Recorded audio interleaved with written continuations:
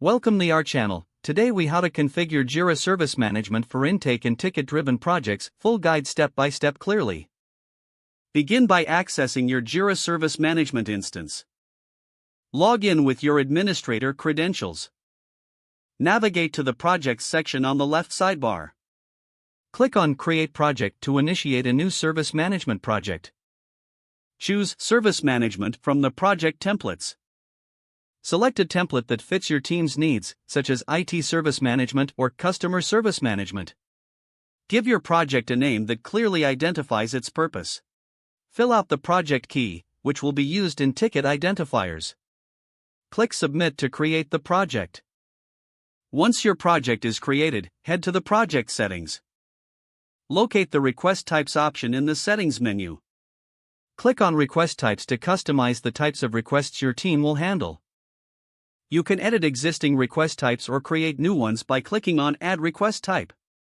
For each request type, define the name, description, and icon. Set up the fields that users will fill out when submitting a ticket. Make sure to include all necessary fields like summary, priority, and any custom fields unique to your team. Next, return to the project settings and select queues.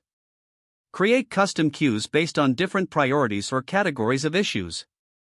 Set up filters to organize tickets effectively based on your team's workflow. Now, navigate to Automations to streamline ticket management. Click on Add Rule to create a new automation. Choose triggers that will initiate the automation, such as when a ticket is created or updated. Define the conditions that must be met for the automation to proceed.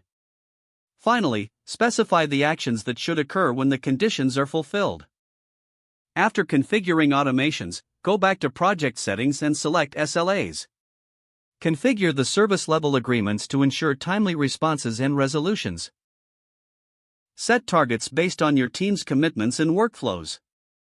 Review and adjust the default notifications in the Notifications section to keep stakeholders informed.